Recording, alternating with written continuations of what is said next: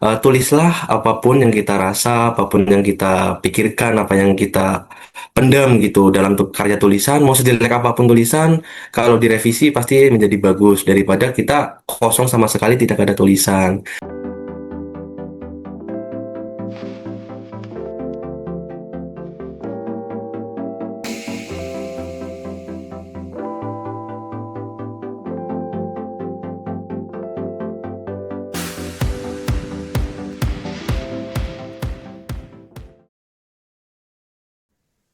Halo Sobat Data Pustaka, selamat datang kembali di podcast Kata Loka, ruang berbagi inspirasi bersama para penulis dan insan literasi. Nah, di tengah kesibukan dan cepatnya ritme kehidupan ini, teman-teman, seringkali kita pandai menyusun kalimat untuk orang lain, tetapi lupa memberi ruang bagi perasaan kita sendiri. Padahal setiap rasa, baik bahagia, sedih, kecewa, maupun penuh harapan, layak untuk didengar dan diterima oleh diri kita sendiri. Menulis menjadi salah satu cara untuk merawat rasa. Karena lewat kata-kata kita belajar memahami diri, mengurai emosi, dan bahkan menemukan makna dari setiap perjalanan hidup. Nah, tak jarang teman-teman tulisan yang lahir dari pengalaman yang paling personal justru mampu menyentuh hati banyak orang atau banyak pembaca. Nah, di episode kali ini, Nosa akan membahas tema merawat rasa lewat kata bersama dengan narasumber kita, yaitu seorang penulis yang akan berbagi pengalaman, proses kreatif, serta pandangannya tentang bagaimana kata-kata dapat menjadi ruang untuk bertumbuh dan berdamai dengan diri kita sendiri.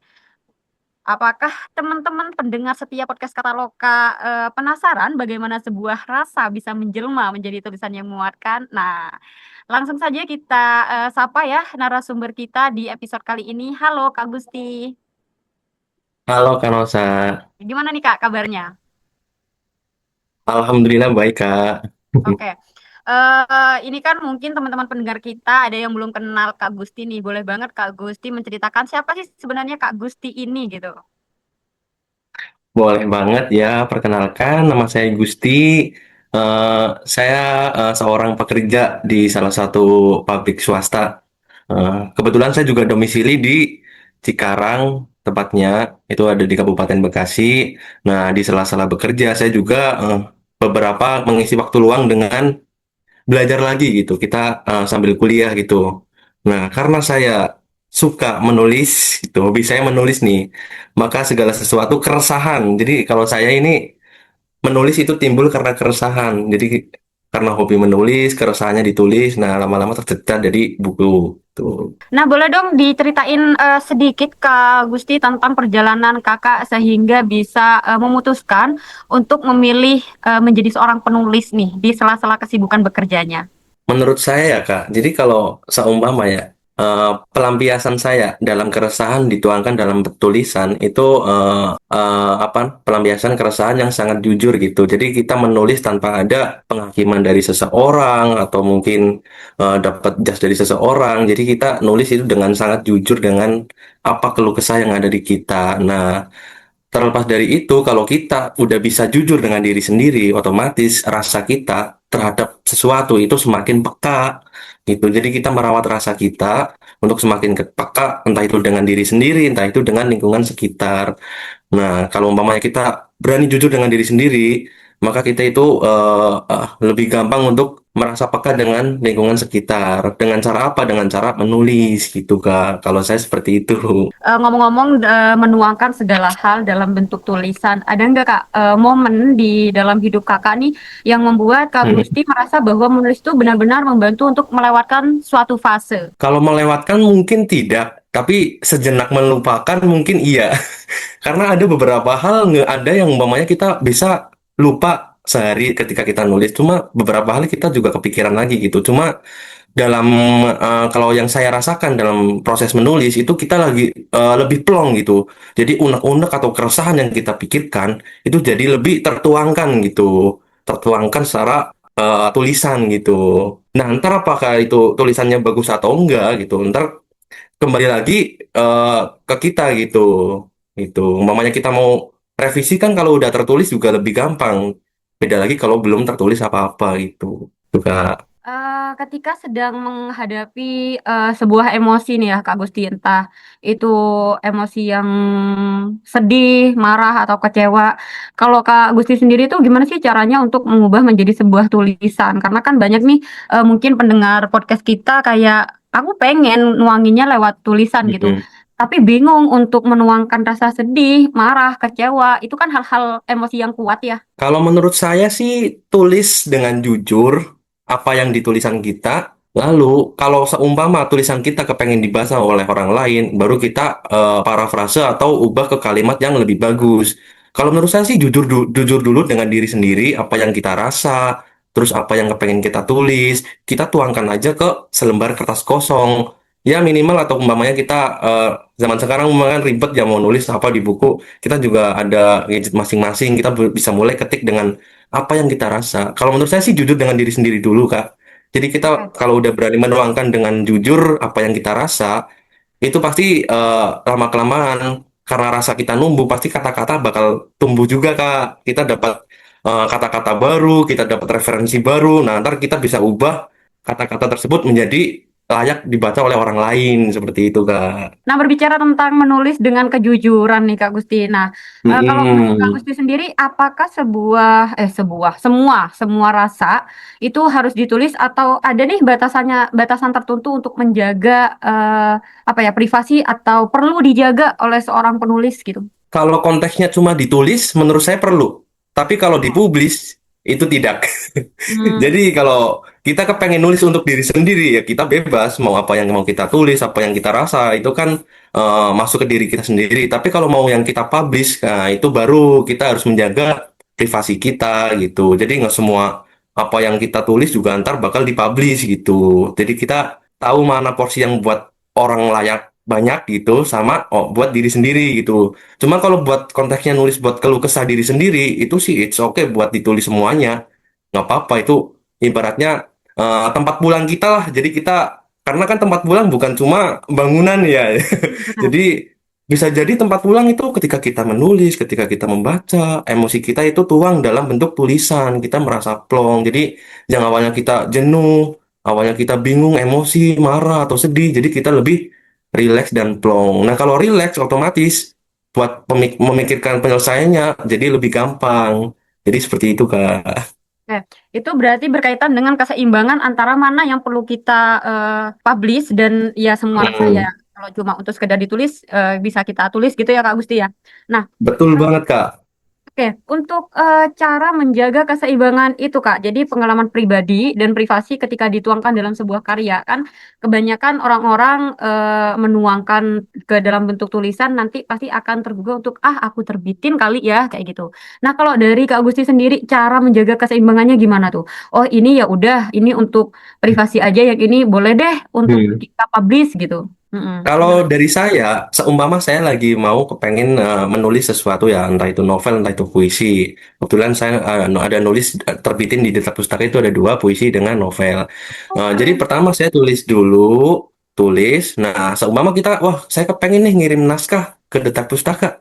Kita baca lagi, ulang. Nah, kita apa namanya? Kita cek lagi kata-kata kita atau cerita dalam tulisan kita yang kira-kira itu relevan buat orang baca. Contohnya, kan ada beberapa kasus atau beberapa itu mirip dengan kejadian di orang lain gitu. Jadi kita yang dimasukin di publish itu yang kemungkinan ada relevannya dengan orang lain. Ketika orang lain baca, ini kok kejadiannya mirip seperti kejadian saya gitu. Jadi, nah Wih, kalau yang lebih ke privasi kayak umpamanya semua privasi kita langsung dipublish semuanya, kan itu malah seperti lah ini curhat malah gitu kan. oh Nah, iya jadi oke. kan kita pilahnya kira-kira kejadian mana yang relevan dengan kejadian orang lain biar ntar si pembaca, oh ini mirip dengan cerita saya gitu. Merasa Seperti itu. relate ya? Oh, merasa ada Iya, temennya. relate, betul banget.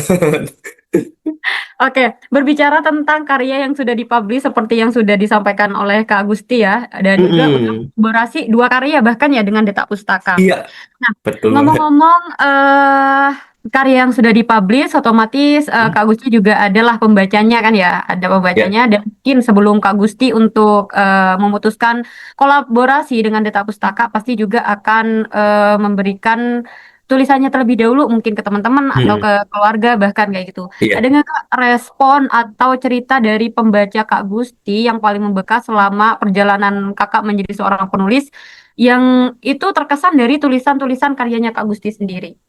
Kesan ya, kesan pembaca ya. Kalau kesan Mm-mm. pembaca mungkin karena kan kalau pembaca pada layak umumnya kan lebih gampang dengan novel. Kebetulan saya nulis novel berjudul Sastra di Asmara Loka. Nah, kalau di novel saya ini itu ada perjalanan perjalanan asmara lah namanya kan.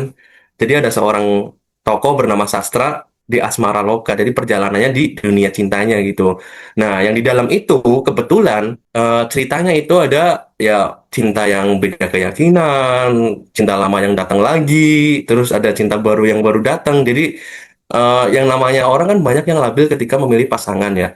Apalagi dihadapkan dengan sebuah pilihan. Kalau kesan dari pembaca, otomatis itu beberapa pembaca itu relate karena yang saya gabungkan dengan tulisan ini itu beberapa bukan cuma dari kasus saya, tapi kasus teman-teman saya. Saya mendengarkan kasus orang lain, oh kayak ini seru deh ditulis jadi naskah.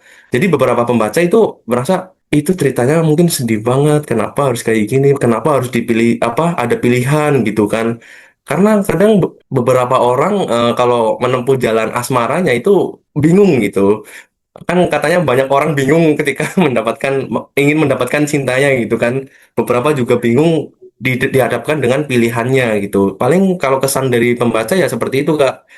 Jadi beberapa cerita itu sedih gitu, apalagi kan di Indonesia kan marak yang cinta beda keyakinan gitu kan, itu lumayan juga. Lumayan Temboknya terlalu menjual tinggi ya. gitu. Lumayan menjual ya percintaan-percintaannya seperti itu ya Kak Gusti ya. Iya, eh, Nah, dari perjalanan sejauh Kak Gusti menjadi seorang penulis dan memilih untuk berkarya lewat tulisan ini ya, tentu pasti mm-mm. ada fase kehilangan ide atau motivasi. Apa nih yang biasanya Kak Gusti lakuin untuk kembali menemukan semangat ya? Nah, ini berkaitan dengan konsisten, disiplin, karena kebanyakan penulis-penulis pemula Mm. ataupun penulis-penulis muda kayak di sepertengah jalan atau seperempat jalan kayak, aduh, nggak deh, aduh, motivasiku hilang nih gitu. Nah, kalau Kak Gusti sendiri gimana tuh ngalaminnya? Kalau saya ya buat disiplin pertama pasti harusnya disiplin dulu ya. Nah, kita mindset kalau di saya sendiri itu biasakan itu menulis setiap hari. Jadi apa yang kita rasa itu harus dituangkan. Kadang orang merasa, wah kayaknya saya hari ini nggak mau deh nulis soalnya lagi moodnya lagi nggak bagus, rasanya lagi nggak bagus. Justru kalau kita nunggu moodnya bagus, nggak tahu kapan kita mau nulis. Jadi kalau saya ngadapin rasa malas itu, saya biasakan tulis terus. Entah itu jelek, entah itu nggak bagus, terserah nanti. Yang penting kita tulis karena lebih bagus ada tulisan tapi jelek daripada nggak ada sama sekali. Kalau ada tulisan tapi jelek kita bisa revisi, kita bisa cari lagi kosakata yang bagus atau kalimat yang bagus. Tapi kalau nggak ada sama sekali, apa yang mau direvisi? Kalau saya seperti itu gak buat biar kedisiplinannya gitu. Jadi biar nggak kalah dengan rasa malas. Nah, kalau untuk cara melatih kepekaan nih Kak Gusti, agar kita kan bisa menemukan inspirasi atau kembali mendisiplinkan diri, Hmm. termotivasi juga. Ada nggak hal-hal sederhana dalam kehidupan sehari-hari yang bisa melatih kepekaan untuk menemukan inspirasi-inspirasi kecil itu, Kak? Oh ya itu. Kalau menurut saya itu belajar mendengarkan. Itu salah Oke. satu tips. Jadi kita kadang orang itu lebih susah untuk mendengarkan loh Kak. Jadi kita mendengarkan keluh kesah orang lain, kita mendengarkan cerita orang lain. Nah dari situ ntar timbul inspirasi.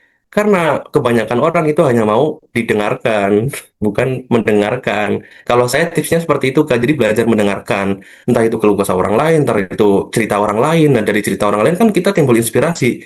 Oh, beberapa cerita itu relate dengan kita. Kalau cerita orang lain aja relate dengan kita, kemungkinan itu bisa relate dengan kebanyakan orang.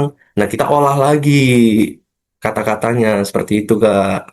Oke, mantap sekali. Nah, Jadi ini penasaran juga ya, bukan cuma para pendengar, sepertinya Nosa pun juga penasaran dari apa yang sudah disampaikan sama Kak Gusti barusan. Mm-mm. Apa sih Kak untuk yang memotivasi Kak Gusti menerbitkan atau melahirkan dua Mm-mm. karya? Boleh banget disampaikan dua Ya. karya tersebut dan dijelaskan apa motivasinya dan apa yang ingin dipersembahkan Mm-mm. sama Kak Gusti ke teman-teman. Tapi jangan sampai spoiler ya Kak, agar mereka mau Oke. beli dan baca. Betul banget. Oke, boleh nih Kak Gusti. Oke, untuk yang buku pertama saya itu bergenre puisi ya. Itu judulnya Jalan Sunyi. Seperti judulnya Jalan Sunyi. Itu saya buat itu waktu awal-awal lulus SMK. Jadi kebanyakan orang kan habis lulus SMK atau lulus sekolah itu eh, lagi sibuk-sibuknya mencari jati diri gitu. Jadi dari situlah saya berpikir atau punya inspirasi untuk menulis puisi-puisi di situ tentang menemukan jati diri kita. Nah, yang kedua itu ini belum lama diterbitin itu novel berjudul Sastra di Asmara Loka. Nah, kenapa saya kepengen menerbitkan buku? Karena menurut saya dengan menulis kita itu bisa abadi, bukan abadi itu fisik ya, tapi pemikiran kita. Jadi Nah, pemikiran kita yang dituangkan itu bisa abadi ketika dibaca kembali. Kita tahu lah banyak penulis-penulis terkenal yang mungkin udah wafat, udah meninggal, tapi namanya tetap harum, tetap abadi. Nah, dari situ saya terinspirasi, wah nggak bisa nih, daripada saya cuma nulis-nulis doang, yang sayang gitu, cuma jadi buku tulis biasa, kayaknya harus diterbitkan gitu deh. Apalagi biar ada teman-teman yang baca cerita kita, kan jadi lebih seru gitu. Jadi seperti itu, Kak. oke, menarik sekali ya Kak Gusti. Nah, teman-teman sebelum lanjut berdiskusi dan ngobrol-ngobrol seputar dunia literasi dan bagaimana caranya merawat perasaan lewat kata-kata, di sini Nosa Hmm. mau memberikan informasi kepada teman-teman pendengar podcast Kata Loka melalui video berikut ini. Jadi teman-teman jangan sampai keluar dari channel ini, tetap dengarkan episode ini dari awal sampai akhir. Oke, selamat menonton teman-teman. Kalau misal buku kamu dibajak, gimana? Udah capek-capek nulis, malah dipakai tanpa izin. Rugi banget kan? Mau ngurus haki tapi ribet dan makan waktu. Dengan paket terbit all-in-one, kami bantu buku kamu terbit lengkap dengan haki. Kami siap bantu urus ISBN, layout, editing, desain cover, sampai promosi dan penjualan marketplace. Sebagai penulis, kamu dapat free 15 eksemplar dan royalti 15%. Jangan sampai kelewatan promonya ya. Hubungi kami sekarang. Oke teman-teman, kembali lagi dengan saya Nosa dan narasumber kita di episode kali ini yaitu Kak Gusti ya. Nah, kita lanjut tadi kita membahas tentang karya Kak Gusti yang dua karya Kak Gusti yang kebetulan juga kolaborasinya dengan Deta Pustaka. Nah, ngomong-ngomong nih Kak, yang kan sudah disampaikan apa aja isinya dan Kak Gusti Hmm. memberikan experience apa di karya-karya Kak Gusti. Nah, mungkin teman-teman di sini pengen banget nih baca buku karyanya Kak Gusti. Boleh banget Kak disampaikan bisa beli di mana bukunya? Kalau bukunya pasti bisa beli di website resmi dari Deta Pustaka, terus ada di Shopee juga, terus ada di Tokopedia maupun TikTok Shop. Nah, kalian ntar bisa cari di situ. Ntar ada buku yang pertama itu Jalan Sunyi, itu kumpulan-kumpulan puisi. Yang kedua itu ada Sastra di Asmara Loka, itu termasuk novel. Jadi untuk mempermudah teman-teman pendengar yang kepo sama karyanya Kak Gusti, nanti Nosa taruh link marketplace-nya di Hmm. deskripsi video ini ya teman-teman. Nah, ngomong-ngomong karya juga Kak Gusti, apakah ada proyek baru setelah ke karya-karya yang kemarin nih? Kalau planning pasti ada, Kak. Ya, Jadi saya malah menerapkan jadi sistem kayak minimal 1 tahun 1 buku. Kalau iya. ditulis itu pasti. Jadi kepengennya sih terbitnya 1 tahun itu 1 buku gitu. Itu semua apa namanya ya? Itu tujuan saya lah, planning saya itu tujuan saya kepengen seperti itu. Entah kedepannya gimana. Yang penting kita disiplin nulis dulu, Kak. Jadi seperti itu. Oke, sebelum kita menutup di video di episode kali ini ya, podcast kita di episode kali ini, Kak Gusti boleh banget closing statement untuk para pendengar podcast Kata Loka, Kak Gusti. Boleh banget.